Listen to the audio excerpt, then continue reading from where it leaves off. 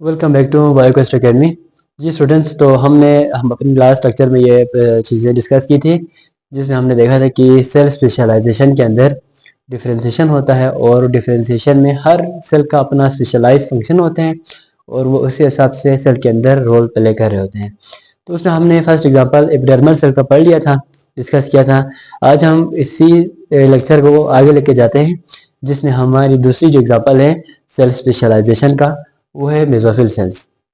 So students, आपको पता है कि मेसोफिल सेल्स ये प्लांट सेल के अंदर एक स्पेशलाइज सेल होते हैं और ये फोटोसिंथेटिक सेल होते हैं, जिसमें आपके प्लांट्स के लीफ के अंदर बहुत सारे सेल्स है, स्पेशलाइज सेल, जिसमें मेसोफिल वहाँ पे क्लोरोप्लास्ट मौजूद होती है और उन क्लोरोप्लास्ट के ज़रिए से प्लांट सेल जो है ना लाइट को जो है ना एब्जॉर्ब कर लेते हैं और वो लाइट के एब्जॉर्प्शन होने के बाद जो फोटोसिंथेसिस का जो प्रोसेस है, जिसको आप एनाबॉलिक रिएक्शन का नाम देते हैं, वो प्रोसीड हो रहे होते हैं।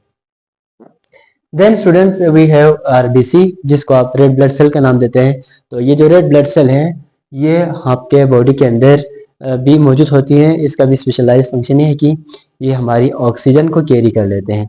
अगर हम इसकी शेप की ज़रा बात करें तो ये आपके पास बाइकनकेव शेप होती है और उस बाइकनकेव शेप के अंदर आपको हीमोग्लोबिन एक स्पेशलाइज पिगमेंट है और उसी पिगमेंट की वजह से आपको जो है ये रेड ब्लड सेल की कलर आपको रेड नजर आते हैं ड्यू टू हीमोग्लोबिन। सो एक पिगमेंट है और इसकी शेप बाइकनकेव है और इस तरह वो ज़्यादा सरफेस एरिया प्रोवाइड कर लेते हैं। इसकी शेप आपको कुछ यूँ नजर आएगा, यूँ, ये बाइकनकेव। तो जितना उसकी बाइकनकेव शेप होगी स्टूडेंट्स, उतना ही उसके अंदर सरफेस एरिया ज़्यादा होगा और जितना ज़्यादा सरफेस एरिया होगा वो ऑक्सीजन के साथ बाइंडिंग कर सकेंगे हीमोग्लोबिन और ज़्यादा से ज़्यादा हमारी सेल्स को ऑक्सीजन मिलेगी। देन इसमें आपको कोई स्पेशलाइज ऑर्गेनेली जिसमें न्यूक्लियस, माइटोकॉन्ड्रिया ये चीज़ें नहीं होती हैं, ताकि जो है ना ये चीज़ें अगर सेल्स के अंदर रेड ब्लड सेल के अंदर होंगी तो ऑक्सीजन के लिए वो बाइंडिंग के लिए कैपेसिटी स्पेस कम मिलेगी। तो लिहाजा स्पेस को बचाने की खातिर यहाँ पे इस रेड ब्लड सेल के अंदर आपको कोई न्यूक्लियस वगैरह भी मौजूद नहीं होता है। ये वो सेल्स हैं जिसमें न्यूक्लियस मौजूद नहीं होता है, आपने ये बात भी ध्यान में रख लेना है। देन ये जो है ना इजीली पेनिट्रेट, थोड़ा सा ये जो ना फ्लेक्सिबल भी होते हैं वो, और ये इजीली पेनिट्रेट होते हैं ब्लड की कैपिलरीज के अंदर। और इसकी जो लाइफ स्पेन है वो 120 डेज है स्टूडेंट्स, और 120 डेज के बाद वो इधर लीवर में जाके इसकी ब्रेकडाउन होके रिसाइकल हो जाते हैं। जी students, then we have neuron cells. Neuron cell ये नर्वस सिस्टम का एक स्पेशलाइज यूनिट है, यानी नर्वस सिस्टम का जो यूनिट है वो न्यूरॉन सेल या नर्व सेल्स हैं और इसका काम है आपकी बॉडी को कोऑर्डिनेशन में रखना।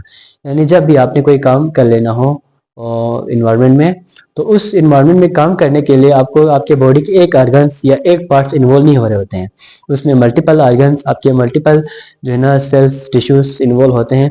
तो उन सब को कोऑर्डिनेशन में रखना ये आपके नर्वस सिस्टम के थ्रू होता है। और इस पे जो सेल्स होते हैं उसमें यूनिक स्ट्रक्चर है, जिसमें आपके पास सेल बॉडी, डेंड्राइट और एक्सॉन नजर आते हैं। जो डेंड्राइट है उसका काम है जो है ना इम्पल्स इसको टुवर्ड सेल बॉडी लेके आते हैं, और एक्सॉन का काम है वो टुवर्ड सेल बॉडी से जो मैसेज है in the form of nerve impulse वो दूर लेके जाते हैं। देन लास्ट है आपके पास muscle cell students. Muscle cells जिसमें ये एबिलिटी होती है कि वो कंट्रैक्शन, रिलैक्सेशन कर सकते हैं, और ये हमारे बॉडी के ज़्यादातर आपके पास लोकोमोशन में, ठीक है, ब्रीथिंग होते हैं।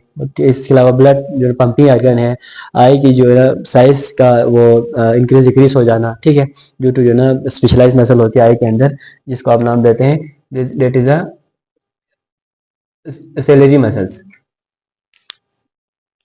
तो सेलेरी मसल के जरिए से स्टूडेंट्स ये आपकी आई के प्यूपिल का साइज इंक्रीज डिक्रीज हो जाता है, और ये भी ड्यू टू मसल सेल्स हो रहे होते हैं।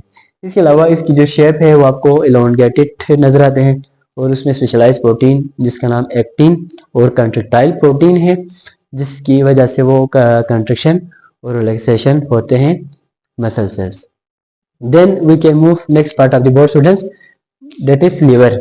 सो लिवर ये भी आप ये पास यू नो डियर स्टूडेंट्स, ये इंटरनल लार्जेस्ट ऑर्गन है। अगर हम आउटर लार्जेस्ट ऑर्गन की बात करें तो स्किन है, skin is the outer largest organ और liver is the internal largest organ students, जिसमें आप इसकी जो शेप है वो राउंड आपको नजर आते हैं, और इसमें स्पेशलाइज्ड प्रोमिनेंट न्यूक्लियस मौजूद होती हैं। और इसमें जो साइटोप्लाज्मिक जो ऑर्गेनेलिस हैं वो भी ज़्यादा होते हैं, यानी जितने भी साइटोप्लाज्म के अंदर आप ऑर्गेनेलिस आपको देखते हैं वो सारी चीज़ें इसमें मौजूद होती है। Then last we have function of liver cell. Liver के फंक्शन में ये स्टोरेज का काम कर लेते हैं, जिसमें ग्लाइकोजन को स्टोर किया जाता है, यानी ग्लूकोज को ग्लाइकोजन में कन्वर्ट करके फिर उसको स्टोर करना ये लीवर का काम है। आयरन को स्टोर किया जाता है और कुछ विटामिन, जिसमें विटामिन ए, डी और ई, के, ये जिस तरह मेनली ब्लड क्लॉटिंग में हेल्प कर रहे होते हैं विटामिन के, इसकी स्टोरेज में भी लीवर का रोल है। देन डिटॉक्सिफिकेशन, यानी बाहर से अगर कोई पैथोजिन हमारी बॉडी में इंटर हो तो उस पैथोजिन को डिटॉक्सिफाई करना, उसकी जो है ना पैथोजेनिसिटी से बॉडी को बचा लेना, ये भी आपके लिवर ही कर रहे होते हैं। देन जो है ना थर्ड इसका जो फंक्शन है कन्वर्जन। कन्वर्जन में ये होता है कि जो है ना एमोनिया को यूरिया में जो है ना उसको कन्वर्ट किया जाता है। इसके अलावा ऊपर हमने बात की ग्लूकोज को ग्लाइकोजन में कन्वर्ट कर देना, ठीक है। तो ये जो दो कन्वर्जन है वो आपके लिवर सेल्स करते हैं, liver. Then production of clotting protein, जिसमें फेब्रिनोजिन है, ठीक है, और भी बहुत सारे प्रोटीन है जो कि ब्लड कलटिंग में इन्वॉल्व हो होते हैं। लास्ट है recycling of all red blood cell, ठीक है।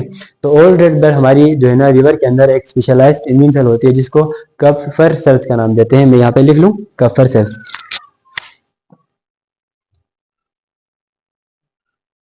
जी स्टूडेंट्स, ये सेल्स आपके पास कपर सेल्स, ये जो है ना आपके बॉडी के अंदर यानी लिवर के अंदर जो है ना ये रिसाइकलिंग का काम कर लेते हैं।